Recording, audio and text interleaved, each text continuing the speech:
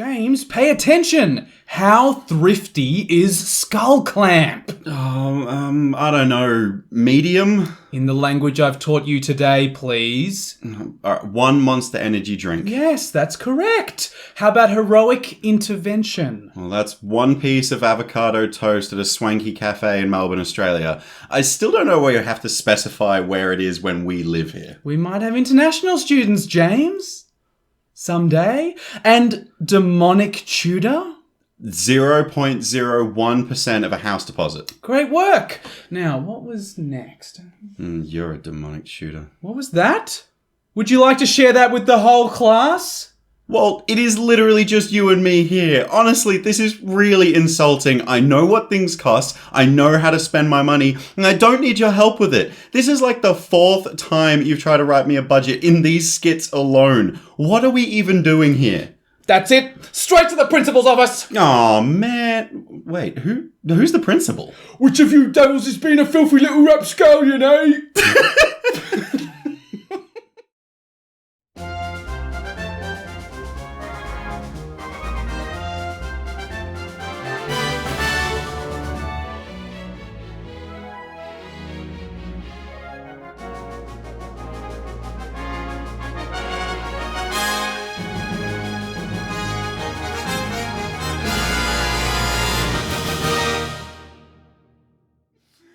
To the end of the line, but it was the fact that you Shia T-pose, LaBeouf. shy pose, just do it pose to get into your principal character. I mean, you got to do what you can to make the voice come out of your body. Welcome to the Get Commanded podcast by the Greensboro Commander community. It's the GCP by the GCC and POG, Palms Off Gaming, sponsor of this podcast. We're all uniting forces to help you to have better games of Commander. I'm your host, Walt. And hello, Commander players. I'm your other host, James. Now, before we answer that blinking green light in front of us and find out what our transmission for this week's episode is, I do want to remind our listeners that we do have some incredible rewards for you listeners out there. If you'd like to claim them, you can support our content and get some really cool stuff by going to patreon.com/getcommandedpodcast. Some of these benefits include playing games with us. We can help you rebuild a deck. There's so many cool stuff. Go over and check it out at the very least. Yep, it's definitely the absolute best way to support the stuff that me and James put together and help us to make more cool things. Like, I don't know, someday maybe merch? Just saying. That could be super exciting. Just and saying. If you do support us on Patreon, it means Walt will stop trying to write me budgets. That's something to look forward to. Yeah, I'm sick of it, to be honest. I'm sick of writing them, so we all win, including you. Should we answer the transmission? Yeah, we do have an incoming transmission from the deep depths of the galaxy from the Space Commanders. It's time to get commanded. Tutors that search your deck for the specific cards you require can greatly enhance the consistency of your Commander gameplay. However, Commander is a singleton format, and tutors can detract from the intended experience of variance. For power level purposes and enjoyment purposes, your deck may be better serviced by drawing cards instead. I can see the title of this episode already. It is like straight up tutors versus card draw. Yeah. This is like realistically, we know which is going to be better for certain categories. Tutors are expensive for a reason. Yeah, I think this is like straight up the classic Get Commanded episode of telling you actually do things that are not the best way of building your deck. Yeah, winning is not the only thing that's important, all that kind of thing. At the start of every single episode, we say that we're having better games of Commander. Better games of Commander doesn't mean winning more often or, playing CDH. Yeah, necessarily. It doesn't mean playing the most tuned version of your deck. What it means is, for me anyway, and I know for you, and for the whole Get Commanded podcast, is having a great time while playing Commander. Yeah, and I guess the Space Commanders want us to know that tutors don't have to be a part of that. I mean, some people out there have argued for bans on tutors. And when You I say included. Some people out there, I mean me, Yes. on this podcast during our ban list episode. I disagree. I'd like it on the record that I disagree with you on that one, I think you did on the record as well. Good. On that Just time. making sure that it's clear that we don't share every opinion. It's true. Look, you'll see a lot of people online telling you to cut tutors from your decks. I've seen so many people. I browse the EDH subreddit on reddit.com, and there are so many people out there who say like the number one best deck builders decision they ever made was cutting tutors from their decks completely. So like I can see where the Space Commanders are getting this idea from. Look, I totally agree. Like I find that when there's more variance in a commander game, or I win through a non-usual way in my deck, it's more fun. I get more excited. But tutors are friggin' amazing. Like, and I genuinely think that like it's probably worth us talking about how good tutors are, as well as kind of tearing them down. I think we need to first like go through exactly what a tutor is and why people play it so often. Because like this is the thing, you see cards like Vampiric Tutor sell and trade for really high prices. So if we're gonna go out there and say, you know, variance is fun, reduce the amount of tutors, we should probably highlight why they're so good in the first place. Yeah, totally. I mean, I did a little bit of a cheeky look at this command in advance, as we are sometimes prone to do. And I actually had a look at the top cards on EDH Rec, which I've done a few times in recent episodes. And a good chunk of them are tutors. Like, they're played in more often than a lot of other cards in our format because they're really, really good. So I guess the first thing we should say is, for those out there who aren't immediately aware what we're talking about, what is a tutor? So usually defined by Walt lecturing you on either budget, maybe veganism is another one, another topic that you tutor on. Oh, that's why I was doing that at the beginning of the episode. That makes sense. I thought I just wanted to or something, but I don't know. That was just your usual conversation. You didn't realize the microphone was going. As always with the skits, right? Look, when we're in Commander and we say the word tutor, we're talking about a card that searches your library for a specific card and puts it somewhere that you need. I'm not saying puts it in your hand, because there's actually a few different places that tutors can put things to give you access to them. I think there's kind of 4 main places that cards will put, the tutors will put the card that they find. So they're getting a card, getting a couple of cards, whatever number they're getting, they're putting it in a place. The most common place, obviously, to your hand. Is your hand. Yeah. And a lot of cards, like, you know, the best versions of these effects, for example, like Demonic Tutor is probably widely considered one of the best tutors in Commander. Probably the best, really. It tutors any card for 2 mana to your hand. You don't have to reveal it. Nope. Because it's any card. Usually if a card is it's tutoring for a certain type, you have to reveal it to prove you're getting what you say you're getting. But like Demonic Tutor gets anything straight to your hand. That's an incredibly powerful effect. Oh yeah, especially for 2 mana. Like it's completely unprecedented in its power level in that way. The other really common place that the tutors will put things is actually the top of your library. It's because there's a cycle of these that are all very commonly played in Commander. So there's not a red one, I don't think. Or the red one might be bad. I think Gamble was kind of a part of that cycle, but it's not an instant, not really. And it doesn't put it on top, so it's interesting. So it's just a bad version. No, I guess so. I don't know, but there's basically 4 of these that see a lot of play in every other color but red. Mystical Tutor will search an instant or sorcery. They're all 1 mana, by the way. So the blue one, instant speed, 1 mana spells. They put it on the top of your library, a single card. Mystical Tutor finds an instant or sorcery. Enlightened Tutor will find an artifact or enchantment. Worldly Tutor finds a creature. Worldly Tutor finds a creature, that's right. I was struggling with that one. And then Vampiric Tutor is like probably the only other card that's in an argument for the best tutor in our format besides Demonic Tutor. It finds anything in your deck and puts it on your library. You lose 2 life though. What a terrible disadvantage 2 life is in our 40 life format. Terrible card. It's terrible. Don't play it. No, it's horrific. I tell you where Vampiric Tutor is the absolute best though. In my Yuriko deck. Oh, don't you worry, James. I did a bit of digging in your deck list. Did you go through my Moxfield list I looked through your Moxfield list, and we're going to talk specifically about tutors in your decks. Oh, okay. Actually, I hate it when these things are put on the stand. I always feel like I've been studied in a cage.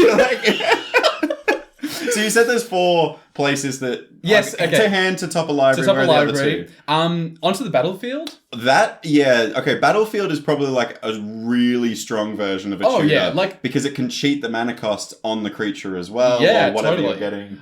There's not, like, stacks of these that are super played. I play one called Kuldotha Forge Master. That's pretty good. It sacrifices artifacts to get an artifact. To get an artifact and put it into your hand. You have to tap it and sacrifice an artifact. Oh, it's a creature creature as and well, it's a creature, isn't so it? it has to. You basically have to either give it haste or it come around to your turn again before you can use it. So it's like not amazing. Birthing pod though. That's very strong. This card is fantastic. I mean, this is an artifact as well, so it's a repeatable version, like the Kadoth Rebirth, but it is like super cheap. It's 1 and a green, a Phyrexian green, and tapping, right? I think, it's 3 and a green for the birthing pod, and then 1 and a green and Phyrexian mana. And sacrifice a creature, and you go get a creature with the same CMC plus 1 to the battlefield from your library. Yeah, so if you use sacrificing your Elvish Visionary, which is your 2 mana creature, you can go and get your Reclamation Sage. And it's like, a lot of decks are referred to as birthing pod decks. Or even just pod decks. Pod decks, because they rely so heavily on the ability to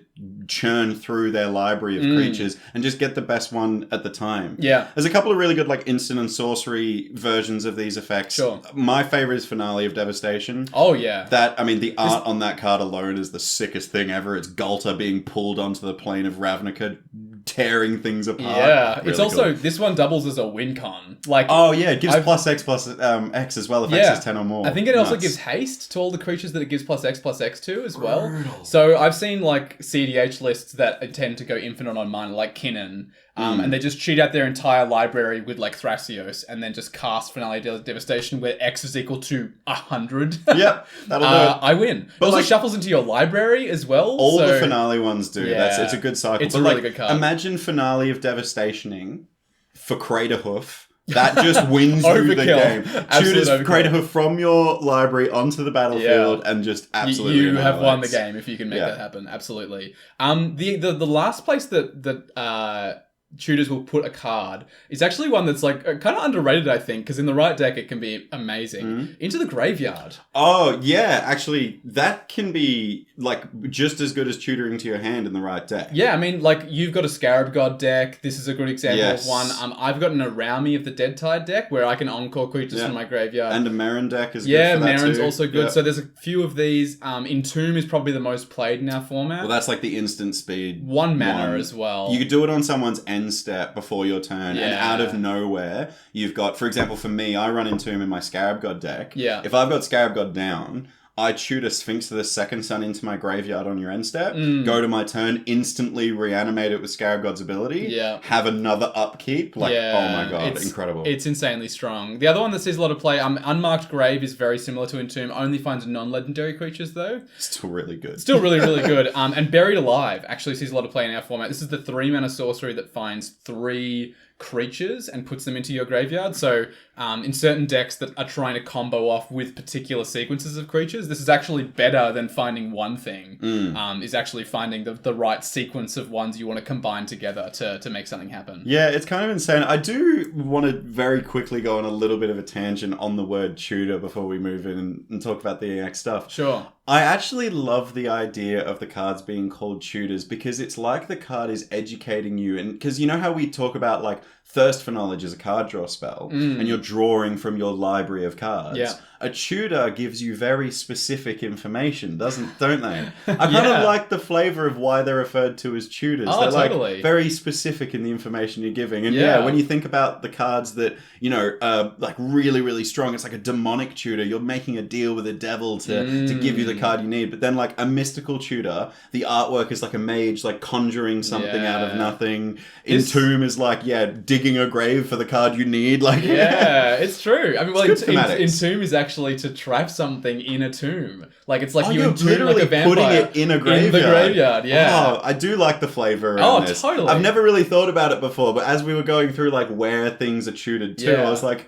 I like the flavor of these cards. You can trace all of this back to Richard Garfield as well, because the earliest, like the reason we call them tutors, like a lot of things in Magic, is because the first cards that did this had the word tutor in the name. Yes. Like Demonic Tutor is like printed in like 95, I think initially. Vampiric Tutor, Mystical Tutor, all of these are traced back to that time. So yeah, the flavor just gets better and better from there. God, he was a absolute genius. Thank you, Richard Garfield. Yeah, thank you. You've got some incredible flavour. Finally, side tangent as well. I now have Richard Garfield's uncard on my office door. I saw this last time I was at your house. I walked in and I was like, who is this foily, handsome figure who looks over your hearth? That's Richard Garfield. It's Richard Garfield, comma, PhD, by the way. That card as well is kind of funny to play. You can play any spell and cast it as if it were a spell with the same mana cost, like, as that. So, for example, if you had a card that, let's say you have Brainstorm in hand, it's 1 blue. Yeah. You could instead cast that as a mental misstep. Or a mystical tutor. There you go. 1 blue. You could do it. So as long as your knowledge of the game is good enough, you can instantly win. I do remember this card. That I love uncards that are broken in a way that is fun. Yes, you know? Like, and that is weird fun. And, like, it's broken in a way that rewards you for doing a particular thing. It rewards you for being a Magic player who remembers cards. Like, that's a cool thing to have done in an unset. Yeah, I reckon there's got to be, like, a judge out there that has an commander deck with Richard Garfield at the helm. 100%. That is just, like, winning on turn 2. Yeah. They're like, okay, like... I'm going to cast this Lotus Petal, but it's actually a Jeweled Lotus. Yeah. Cast Richard Garfield. Like... That's so fun. That's awesome. I love it. So beyond the 4 places that shooters will find cards and put them, there are also 2 broad categories of searching, and you've already alluded to this a little bit, which is conditional tutors and unconditional tutors. Yeah. So unconditional tutors, they're almost always black. The exception is Gamble, randomly. These are cards that search for any card in your library. And this is also, as James has alluded to, this is why these cards don't reveal the one they're looking for. Because there's no characteristic that's required of the card you're finding. Yeah. So, there's, like, you kind of got to think about... I think I've said this before on the podcast, but when you're thinking about how things work in Magic, it's worth going backwards sometimes and going, if I was trying to break the game as much as possible, how would I use this card? And you can then go backwards from there and work out what the rules are likely to be to stop you from doing that. So in the case of a card it's a really good way of, like, reverse engineering the rules of Magic the Gathering. like Mystical Tutor, you know, searches for an instant or sorcery, puts it on top of your library. The reason you reveal it is because if you didn't, you got to imagine an awful person playing the game who goes like, this is an instant or sorcery, trust me, and puts it on top of their library. And then they cast Krark Clan Ironworks and win the game. Yeah, You're like, exactly right. Did you have that in your hand last turn? And they're like, yes. That's so funny. You must be playing Richard Garfield PhD because you just turned that into a vampiric shooter well about done. now. Wow, that card is so busted when it comes to tutors. Oh my god. Wild. But the other type of tutor that you'll find is conditional tutors. So these are, like we've alluded to, cards that search for a card with a particular quality, whether it be, you know, open the armory, finds an aura or an equipment card. Or like Mystical Tutor, instant or sorcery, and you usually have to show it. Yep. Even cards like Imperial Recruiter. This one searches for a creature with power 2 or less. This is a very specific condition. No, Imp Recruiter actually searches for Dockside Extortionist. In every single game. If someone... I have played enough with people that run Imp Recruiter that I know it's like, Imp Recruiter, go get Dockside? Sure. Yep, cool. I am so looking forward to the day that someone like Imp Recruiters for Carrion Feeder. I think I'll just applaud.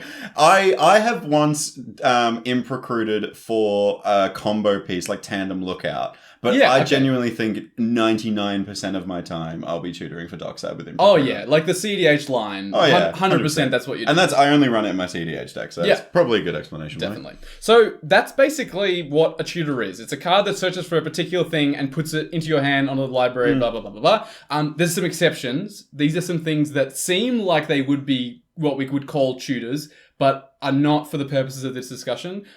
Specifically things that search for lands.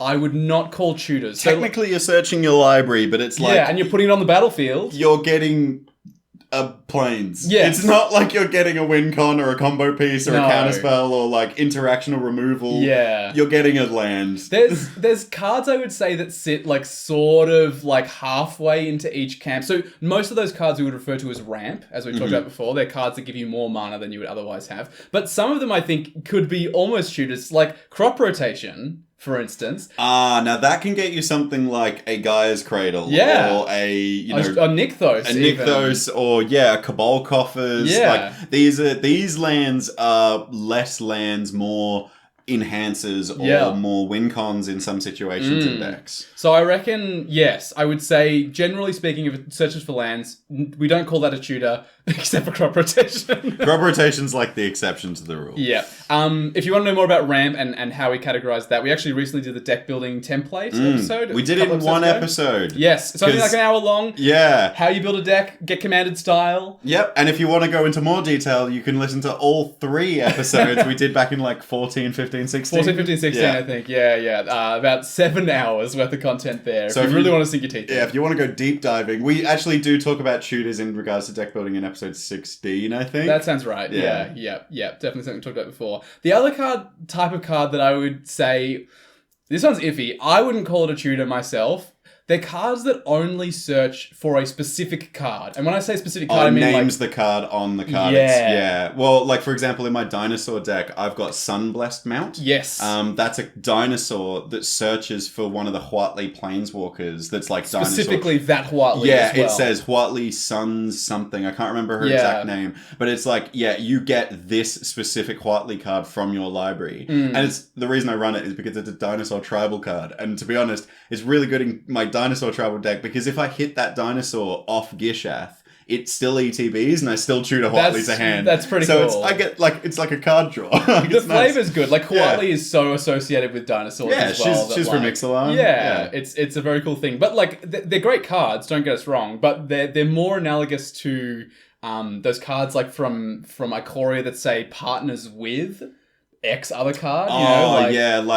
For example, Khazar and Ukima, who you play as your commanders. Yeah, but if both of them are in the 99 of your deck, when you cast a creature with partner with, when it ETBs, you actually get the option to search your library for the partner. So you can, it's helping you play the strategy, because like Khazar and Ukima have a strategy together. Yeah. Like when they're both in the battlefield, they help each other out.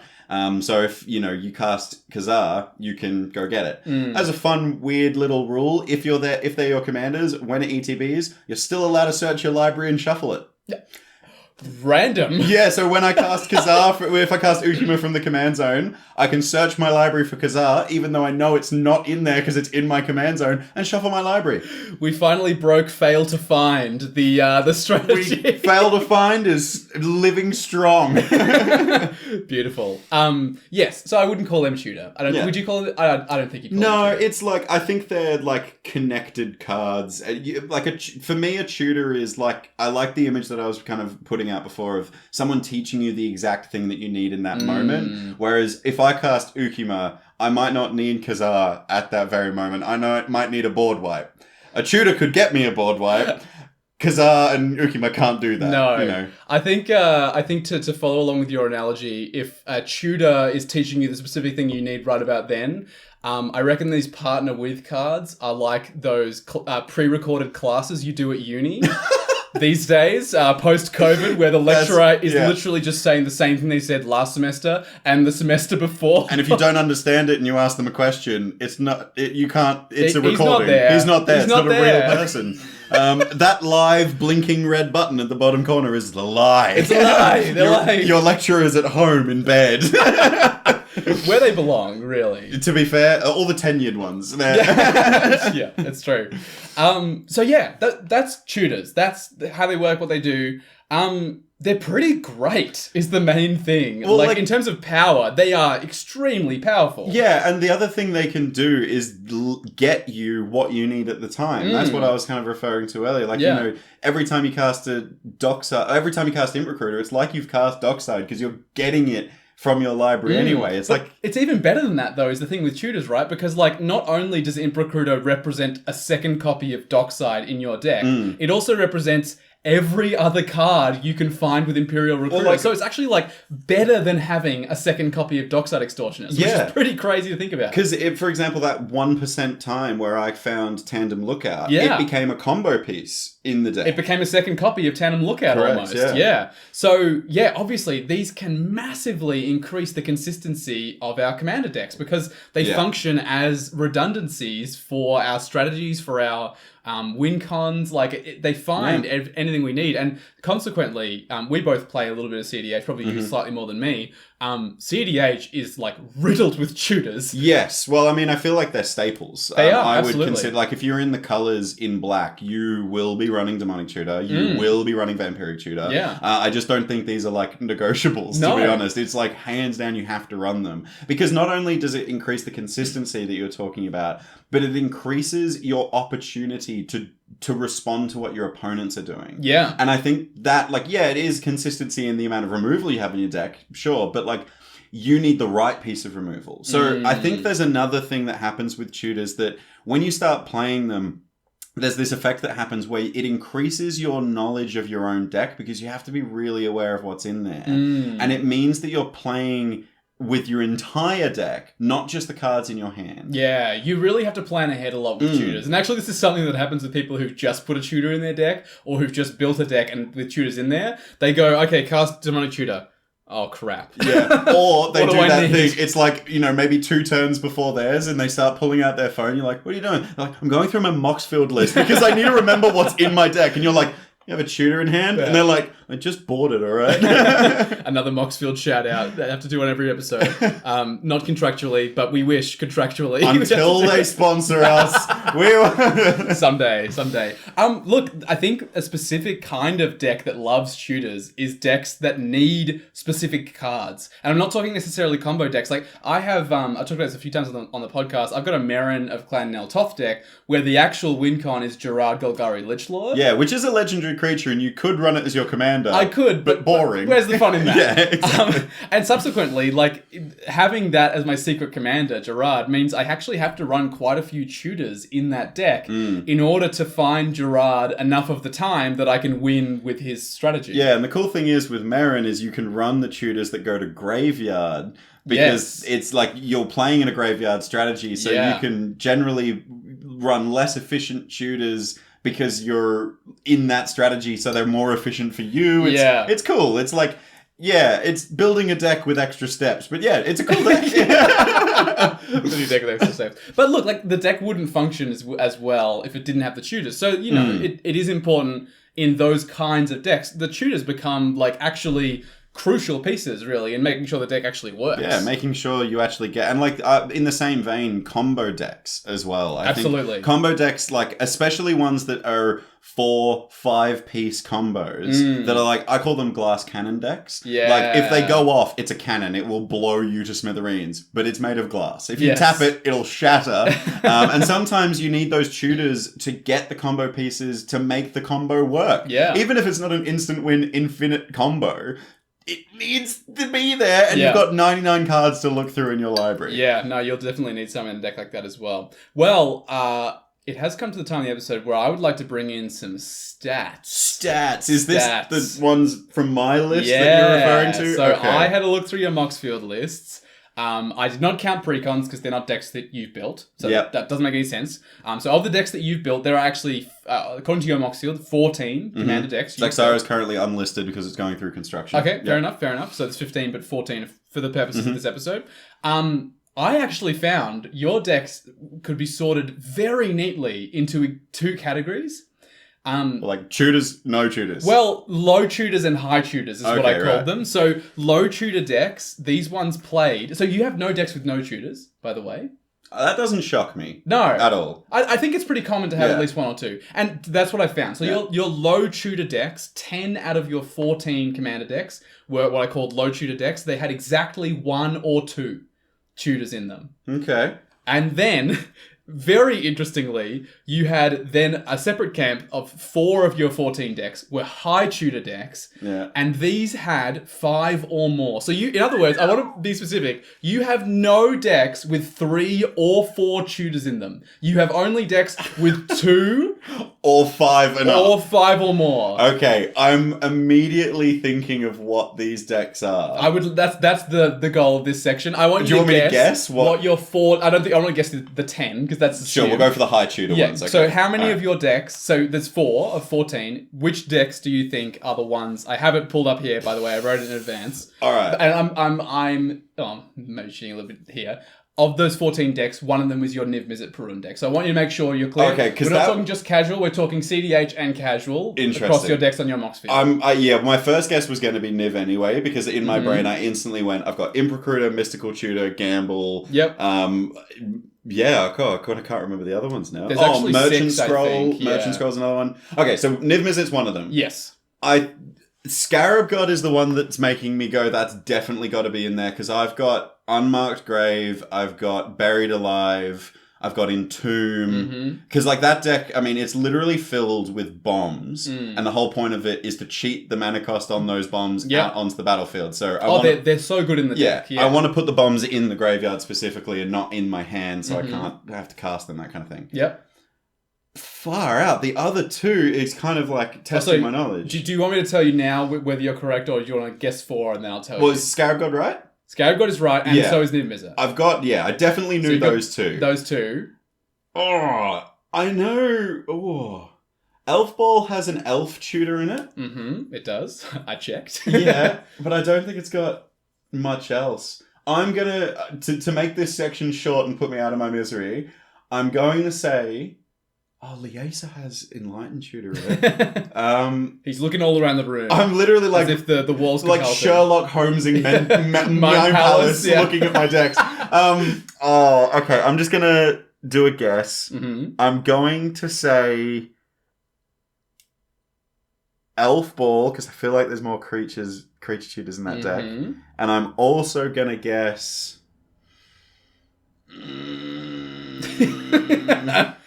Think about the 4 places we talked about tutoring to before. The top of library. Oh, it could actually be...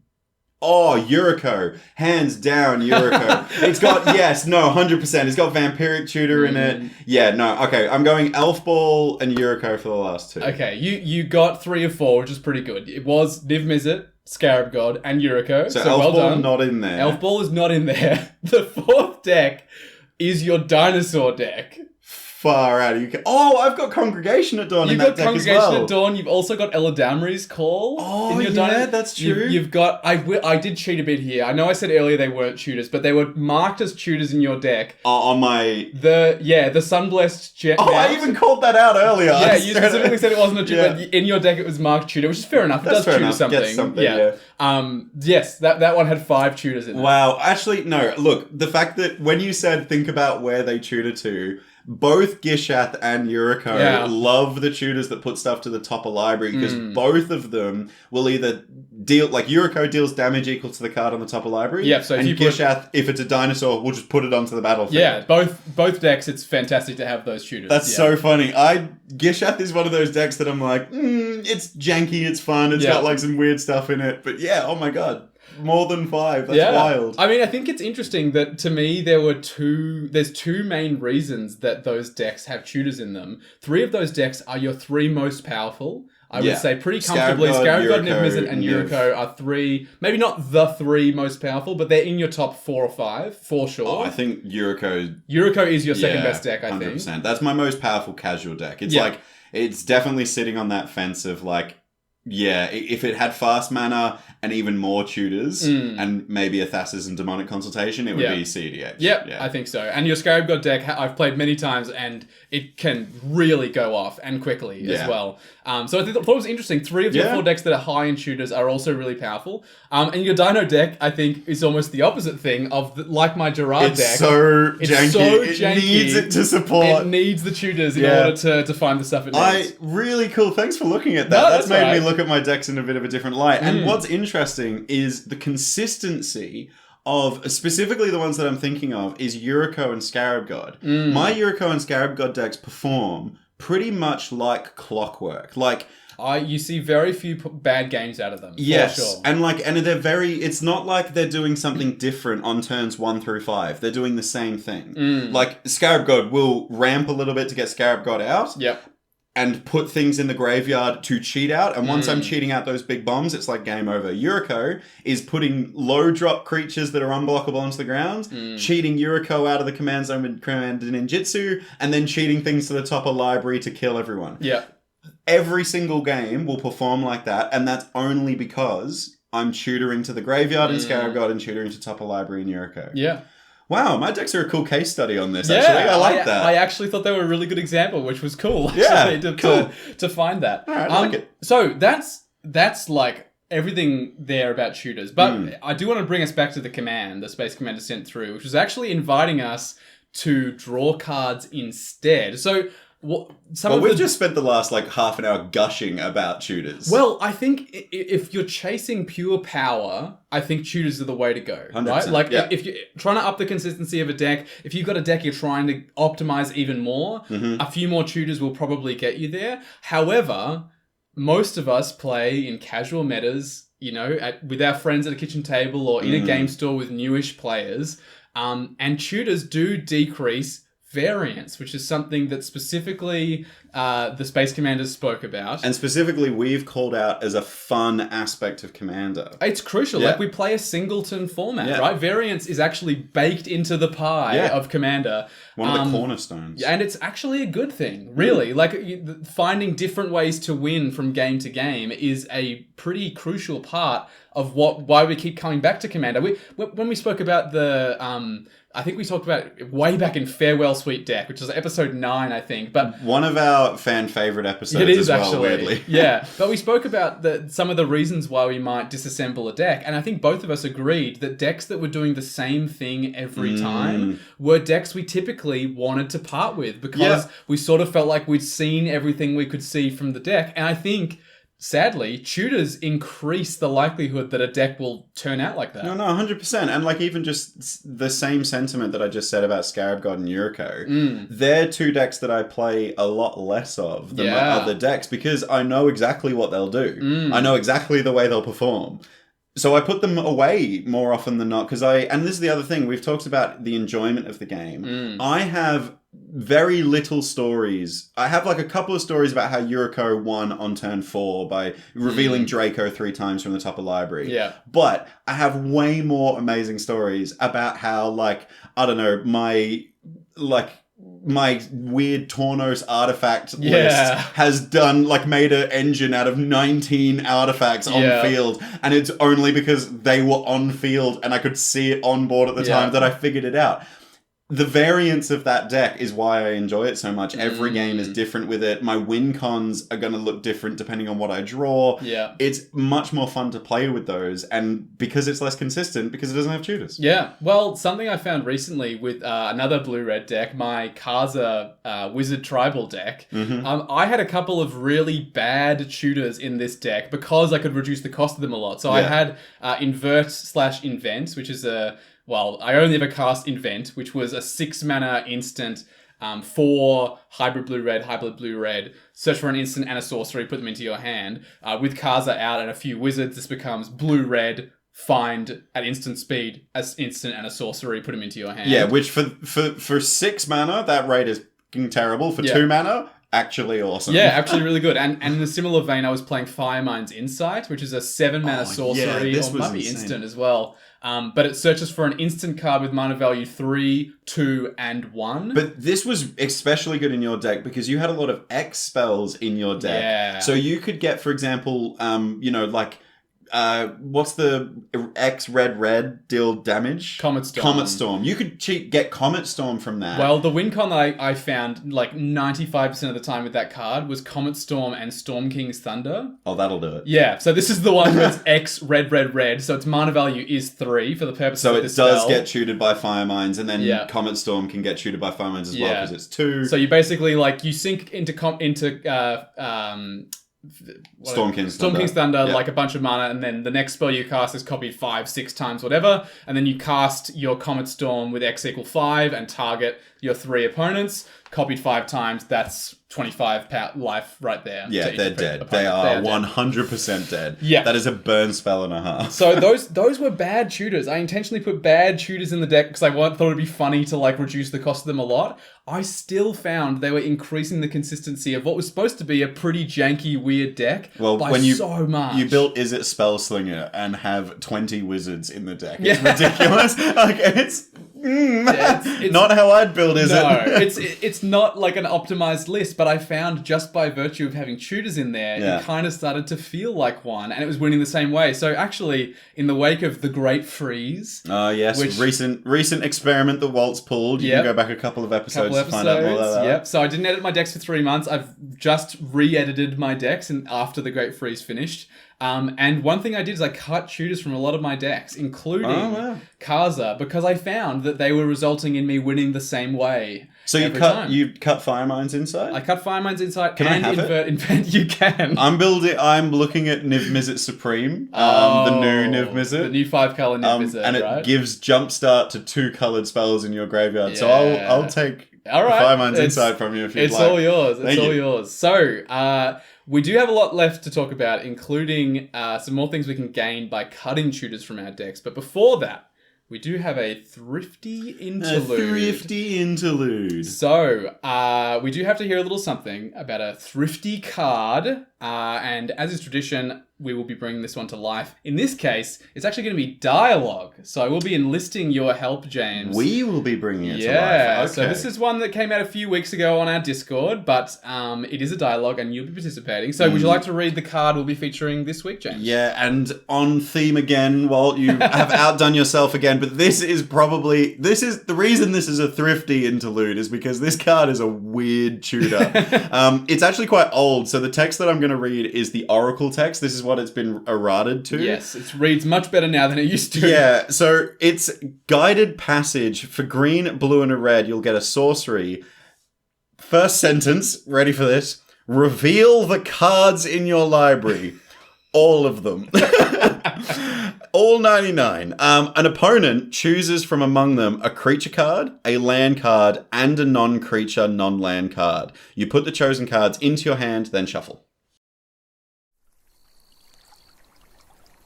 Oh, I sort of wanted to make this pilgrimage on my own, as the Holy One intended. Nonsense! Everyone needs a friend, and you'll have 3 of them, sir. There we are, all sorted, off you go.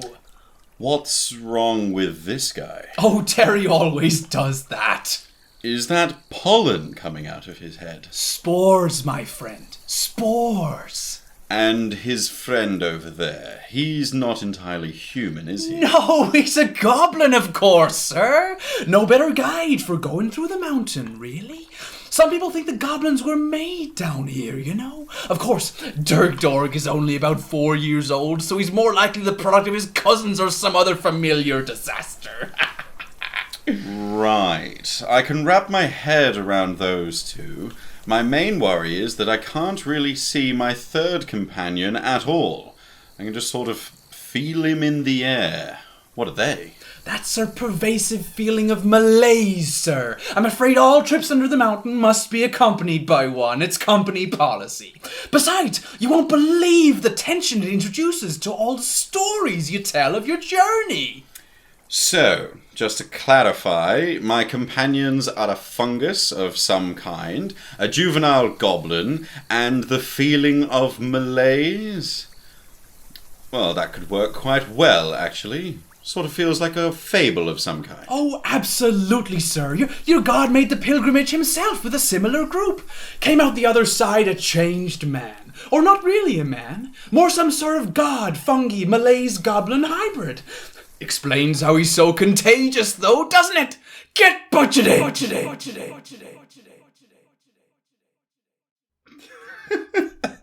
Can we confirm that the god in this scenario is just Slimefoot and Squee? I mean, it works quite well. It works quite well.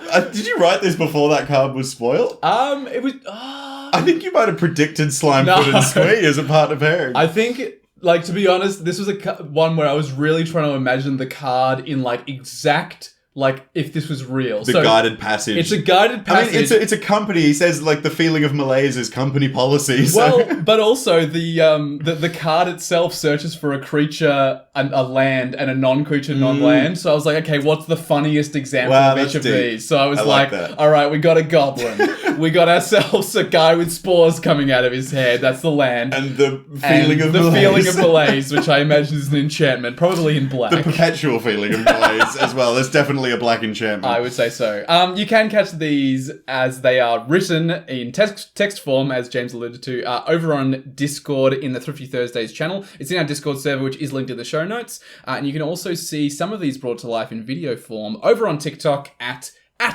Get Commanded. So chuck us a follow on there to see those as we post them. Yeah, the Discord has some discussions around the Thrifty Thursdays and Thrifty Interlude lore going on. So if you want to contribute to the conversation, please join the Discord. Look, any and all thoughts are welcome and may be integrated into future cards. You can tell how deep Walt thinks about these. So, I mean, he's got the 3 things that Guided Passage tutors for. All right. Speaking of tutors, though, we should probably continue our conversation. We better get back to it. So we were looking at specifically what the Space Commanders had in mind for us, which was what we might be able to gain from moving away from playing tutors in our decks. And specifically, they were talking about the things we might gain from variants. So finding the cards more naturally in our decks through card draw. So...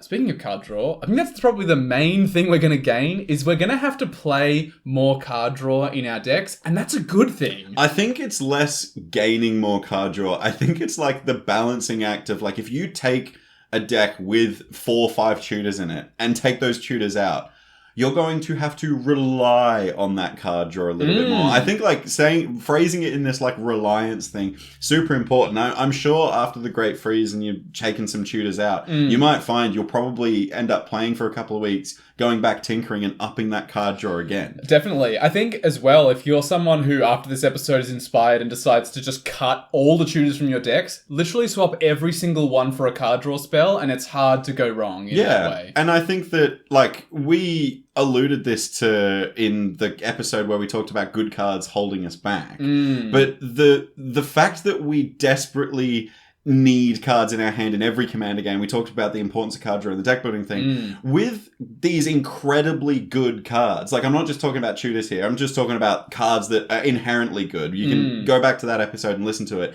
We include those cards, we can get away with running less well-refined deck building because these cards are so efficient at what they do. Yes. For example, Smothering Tithe is like the best white ramp spell you are ever going to find, ever. It produces so much treasure, you may as well be saying Iarumi Haruki. It's ridiculous. But like, if you include Smothering Tithe in your deck and you have a tutor, like Idyllic Tutor or Enlightened Tutor, and you get Smothering Tithe every single time, you probably don't need to run as much ramp in your deck because you've got the best version of it on the battlefield already. Well, I think it's also going to stop you from seeing your deck perform as like it truly will if you don't find tutors. Like a friend of mine who's recently got into the game, Josh, who we've both played with a few times recently. And listens to the podcast. Yes, shout out Josh. He was telling me, like he was building decks on Moxfield, great, good stuff, Josh. And he was using the playtest feature, and he said, like, one of his earliest decks he was building was an LSL core deck. So it's like an aristocracy, sacrifice, life gain kind of thing. Orzhov Aristocrats, it's so good. It's so good. And he was telling me that, like, when he was playtesting it, he was like, oh, every time I get Demonic Tutor, my deck performs really well. But when I don't, it doesn't perform very well. It's like, well... Shocker. Yeah. You probably need to up the number of card draw and ramp in your deck if it only works when you can Demonic Tutor for Smothering Tithe. Well, I'll give it... Like, I've talked about Smothering Tithe in my Liesa deck as, like, one of the best pieces of ramp. But in that deck has terrible card draw. But there is a card that's incredible as card draw in the deck called Greed. It's an enchantment that you just, like, pay a bit of mana, pay a bit of life, and you draw a card. But it's instant speed, no limit on how many times you can do it.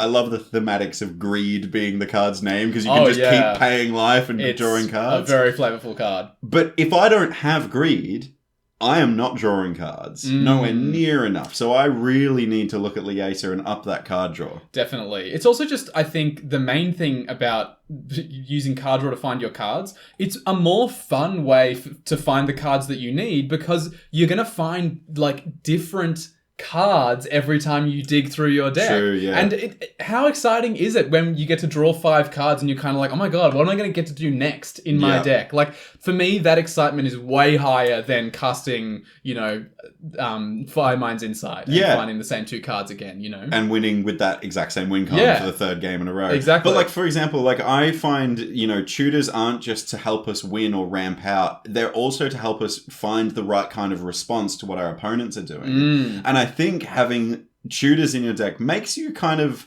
along the same line of good cards are holding you back. It makes you a less creative player because you will go find the best piece of removal in your deck. For example, if you go, if there's a problematic creature on someone's board and you've got Mystical Tutor, you go, all right, fantastic. I'll go get Swords to Plowshares or Path to Exile.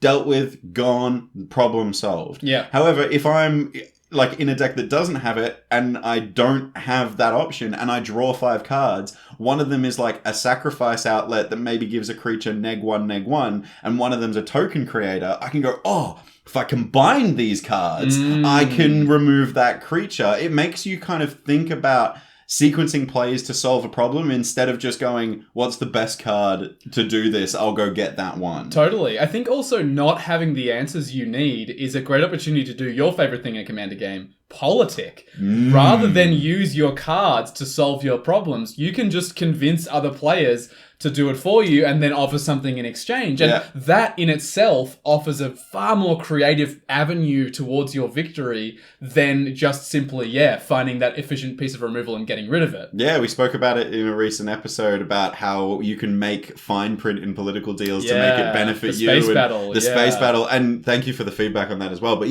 again, politics is totally a viable resource. But you wouldn't use that if you had a tutor that just gets the removal spell you need. Absolutely. Makes Commander funner. It definitely does. More fun? Funner.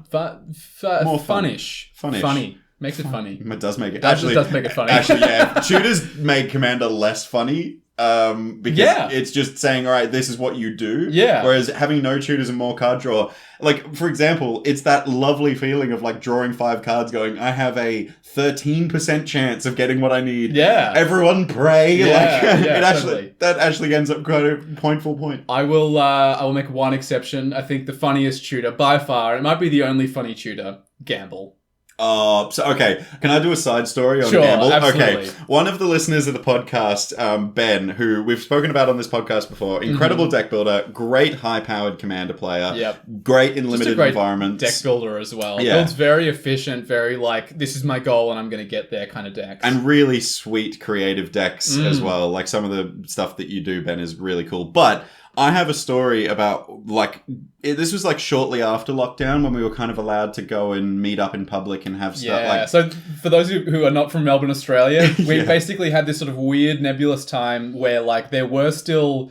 restrictions on where you could see people, basically. So pretty much anything was allowed if it was outside, I think. And in public outside. In public spaces outside. So gatherings of, it depended on the time, but it was usually up to sort of 8 or 9 people were allowed if it was outside. Whereas, at the time, you might have only been able to see 1 or 2 people in your bubble, was what they were calling it. And you were walking or something. Yeah. So it had to be outside. Anyway, in this weird nebulous period, we wanted to play Commander again in person. So we decided to meet up in local parks and play. And we have this group chat now called Cards in the Park, and Matt and Brad are in that as well. I played in one of these games and it was a blast. It's so fun. Really cool old cafe out in Diamond Creek or near there. That is like an old tram.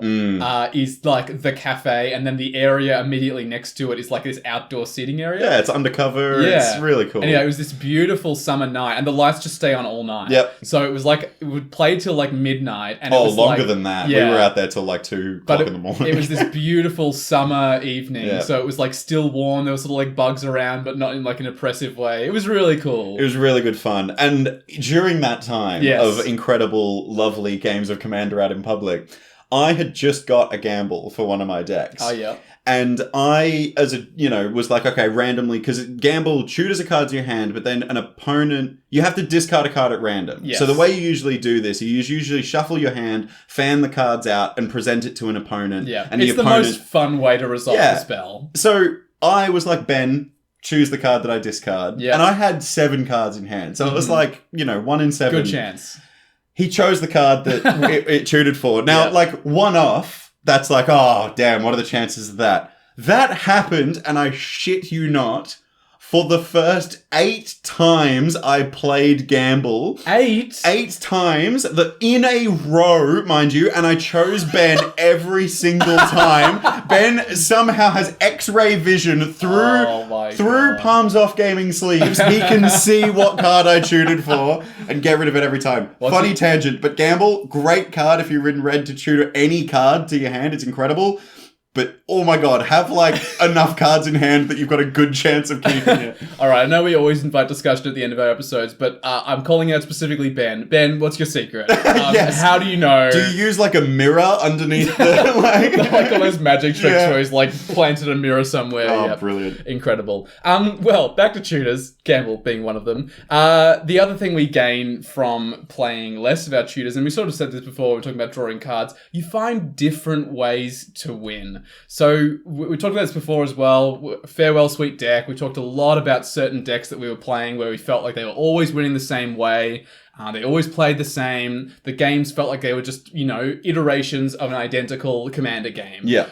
It might be tutors that are making the deck feel that way. So if before you cut a deck, cut all the tutors from it and see if you can find alternate ways to win. Substitute those tutors for different win cons and see if you can reason your way through to a different win. Because trust me, it is way more satisfying to find that weird janky win than win that same way again. Yeah, and genuinely have a think. The last 5 times you won with that deck, did you cast your demonic tutor? Yeah. So ask yourself, I have a demonic tutor in this deck. When I win, did I cast it in the game? Because you might have cast it on turn 2 to get yourself a soul ring or get yourself some really good ramp. But you might have cast it on turn 6 to get your win con. Yeah. Whatever the reason was, did you cast it in the game and did you win that game? Yeah. Because I bet, I'm happy to put a little bit of money on this. I reckon you win more games than you lose if you cast a tutor. I reckon your chances of winning shoot up the second you cast a tutor in a game. Because if you're mana screwed at the start of the game and you tutor for a soul ring, you go up 2 mana, immediately your gameplay gets better. That's true. I know a friend of ours, Ellie, who's also a judge at our store, keeps track of how much of the time people win when they cast a soul ring. And it's a very high statistic. I would argue that the upside of Demonic Tutor, because it can be your Soul Ring... Can get you a Soul Ring. Is probably higher than Soul Ring in terms of, its potential upside. So maybe it's the kind of thing good where... at every phase of the game, yeah. Right? This is what I'm saying. It finds you the Soul Ring, it finds you the win con. It doesn't matter what you're finding, it finds what you need in that moment. Yeah, it's true. Well, yeah, I think when you have to draw the cards to find those win cons instead of using the tutor or whatever... It's much more fun. Much more fun, and you can find weird wins. I recently did this to my Merrin deck, which usually wins with Gerard.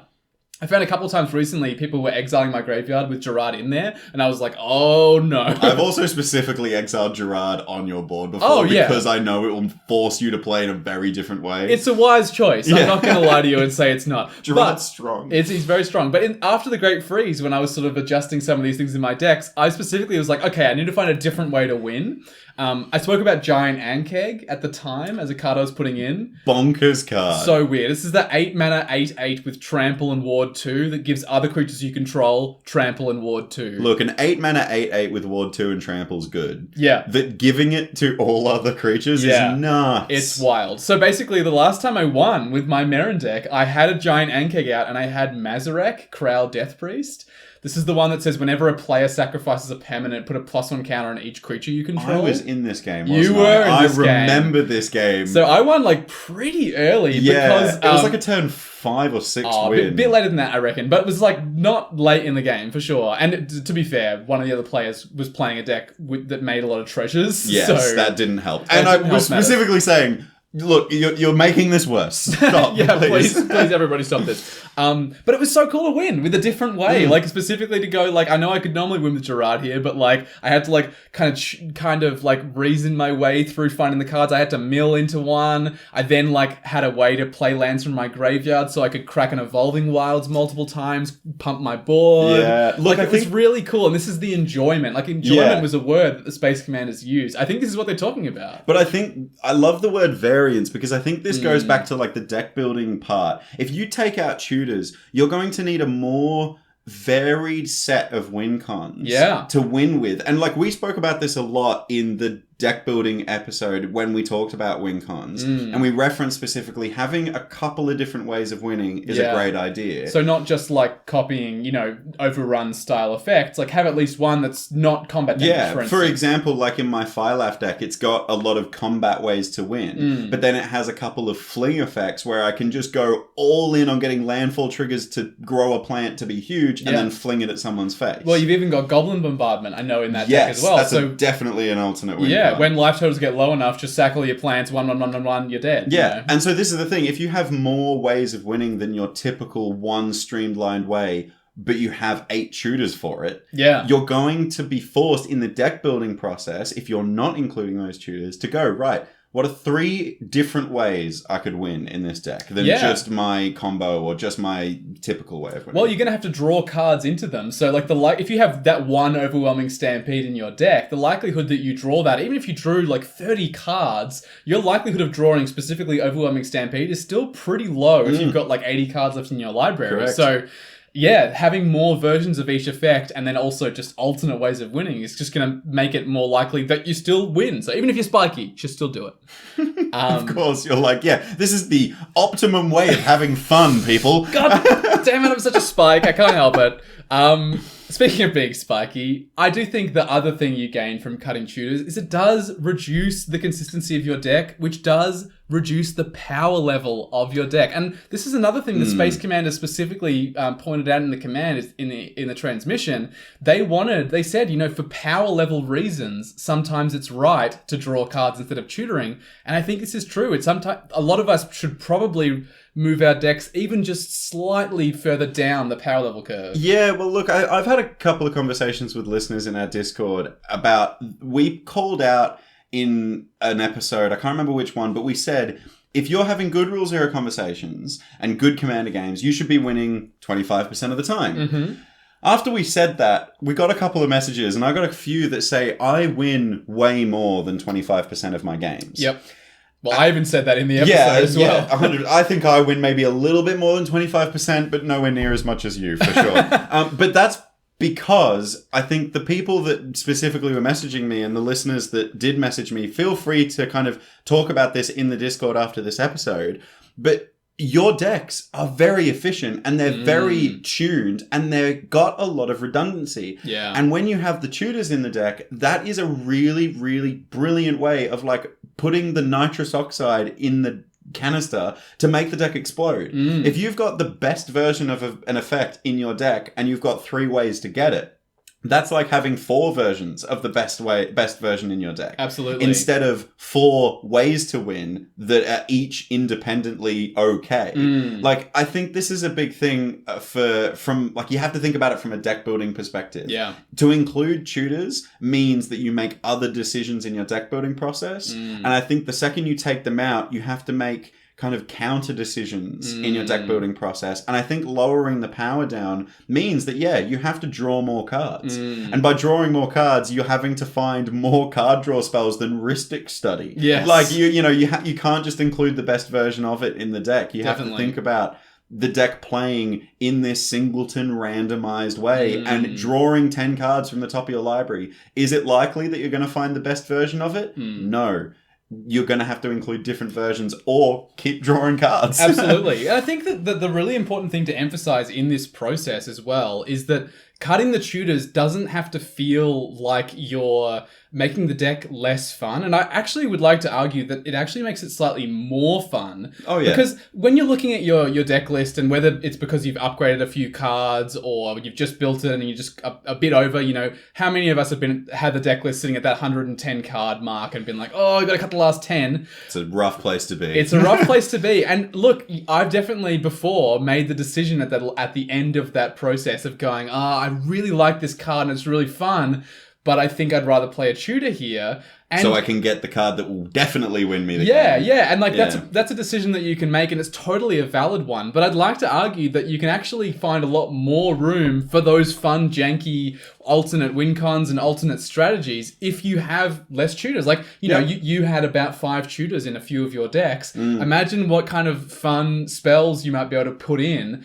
by cutting those 5 tutors. And yes, it's going to bring the power level down, but you're going to increase the optimization of fun in the process of playing that deck. I think, we talked about where the tutors go to, and in my Scarab God deck, all of them go to the graveyard. Maybe instead of including more card draw, I include more self-mill and try and self-mill my way into those bombs. Because that way I'm not guaranteeing Sphinx of the Second Sun or Sheoldred or one of those massive bombs. I'm kind of like hoping I mill them. Yeah, well... Maybe that's the way I go then. I can definitely say, because I have 2 decks that try to do that. Like my Marin deck and my Araumi deck do that. Yeah. Both of them have a couple of tutors, but it's way more fun milling yourself and going... I've talked about before. I got Gary in the bin with Araumi. I might have the win on the next turn, or sometimes milling the other stuff. It's I've got Kairi, the blue dragon from Kamigawa. Oh yeah, when it dies, you return an instant and sorcery card from your graveyard to your hand, so you mill 6, then return an instant or sorcery card from your graveyard to your hand. Or I think you bounce an online permanent or something like that. Something about bounce. I think it's more than 1. Yeah, I think might be 3. Maybe you choose a couple or something. I can't remember exactly how it works. But the thing I normally do is you encore it, and the legend rule means 2 of them die instantly. Immediately. You mill 12, get 4 spells back. It's super sick. That's pretty cool. So milling into that and then seeing that Kairi is a real thing of going I can't wait for next turn now. Yeah. And I think I'm thinking about this with those decks that we highlighted of mine that have a lot of high tutors, and it will change the way I play them. Like Scarab God, milling myself more and getting that random hit will feel a lot more fun than entombing it. That's fair. Well, tutors are an integral part of the Commander format, and they are essential in high power level or extremely janky decks, but they are not essential to the decks you play at casual tables. Removing some or all tutors from your decks will ensure that you are including adequate amounts of card draw and provide more variance in your gameplay. Variance is an essential aspect of the Commander format, and there's a lot of fun to be had by embracing it. So, Space Commanders... Command received! Thank you for still being on board with the salute. It makes me feel like a part of a full... a good mission. I believe the Space Commanders are doing good things. I think so. And I hope that our discussion of tutors v card draw and all that has contributed to the good mission of the Get Commanded podcast. I hope so too. So to you listeners out there, do you feel commanded? How many tutors are you running in your decks? I wouldn't mind seeing a little bit of a breakdown of high tutor, low tutor, like I did with James's decks. I had 10 in the low and 4 in the high. Yes, that's what you had. Yeah, I'm curious if your breakdowns are the same. Yes, definitely. And do you have any decks where you're running a lot of tutors as well? I'd be interested to hear more about those, because I think they can be the super high powered ones, or in my case, they can really be janky really janky ones as well. Well, look, if you want to talk to us and maybe have a conversation about tutors, about card draw, and about win conditions in your decks, you can get in touch with us in a number of ways. You can send us an email, you can add us on Twitter. All of this is in the show notes, as well as the link to join our Discord server and chat with us and other members of our play group. Like Ben, you can have a chat with Ben, he's in there. But this is the best way to talk to Walt and I.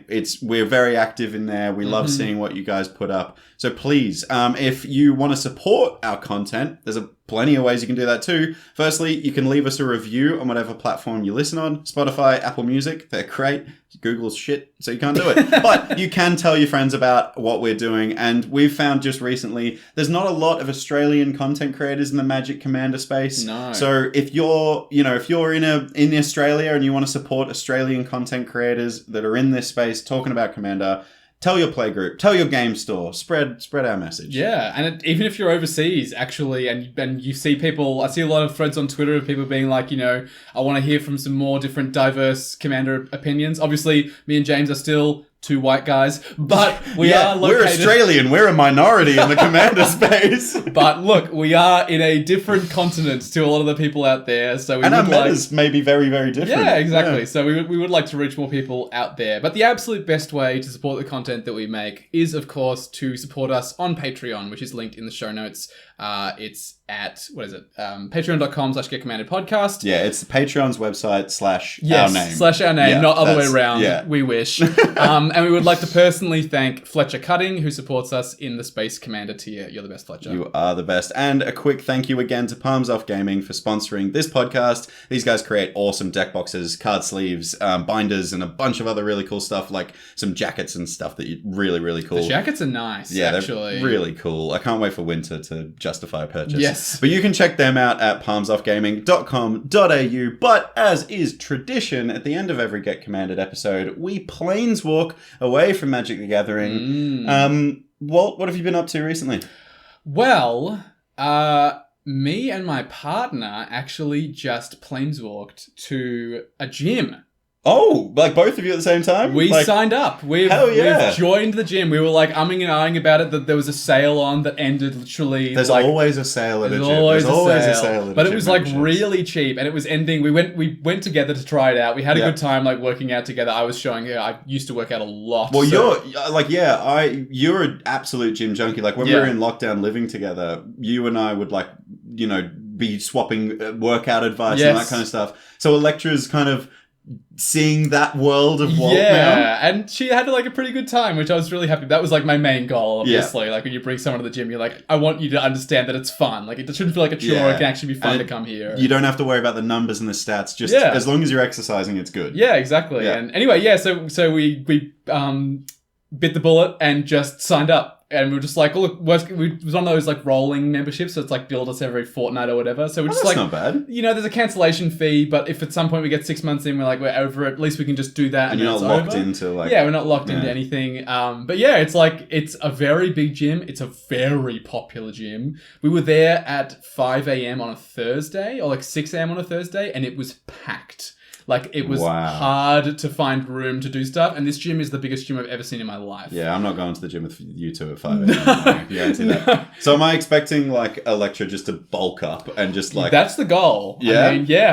I mean, we'll see how we go. Like, obviously, you don't want to spoil anything by having, like, crazy high expectations or anything, but, like, we're just aiming to go together, 3 times a week and have fun. Honestly, any amount of exercise is good. Yes. I genuinely believe in, like, a healthy body will help you have a healthier mind. Absolutely. There's a lot of like scientific research out there that tells you exactly that. Won't guarantee it, but usually, going for a walk will really help. And it's just like bare minimum going for a walk. Hit the gym, get those endorphins running, you'll feel amazing. Yeah, absolutely. So I do it first thing in the morning. I actually sets your day up right. Yeah. I actually used to work out about 3 times a week and I used to spend about 2 hours in the gym at a time, which was a big commitment, and I was often like umming and ahhing about going, like I would avoid doing it.